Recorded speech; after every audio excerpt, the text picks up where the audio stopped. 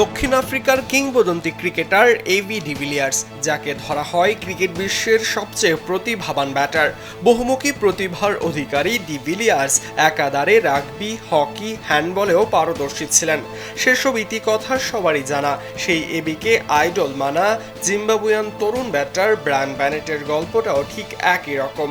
মাত্র 4 বছর আগেও হকি, রাগবিতে বুঁদ হয়েছিলেন এই বালক। চঞ্চল স্বভাবের ব্রায়ানের ক্রিকেটে আসার কথাই ছিল না, তবে নিয়তি যে এখানেই লিখে রাখা। 2022 সালে জিম্বাবুয়ের হয়ে অনূর্ধ্ব-19 বিশ্বকাপ দিয়ে ক্রিকেটে পদযাত্রা শুরু হয় ব্যানেটের।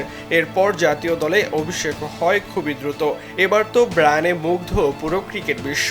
চলমান টি-20 বিশ্বকাপে এই ব্যাটার যা করেছেন তার রূপকথার গল্প বলা চলে।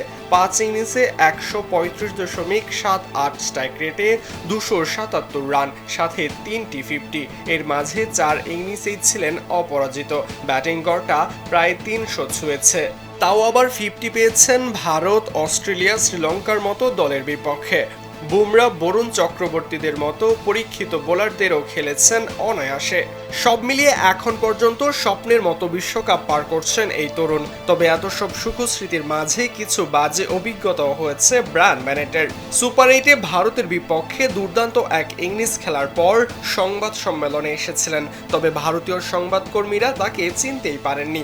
এরপর নিজের পরিচয় তিনি নিজেই দিয়েছেন। তবে ব্যাট হাতে পরিপক্ক ব্রায়ান ব্যানেট যেভাবে পারফর্ম করছেন তাতে অল্প দিনেই ক্যামেরার লেন্সটা নিজের দিকেই টানতে পারেন এই ব্যাটার। চলমান টি-20 বিশ্বকাপে সিকান্দার রাজার দলের সবচেয়ে বড় ব্র্যান্ড অ্যাম্বাসিডর এখন ব্রায়ান ব্যানেট।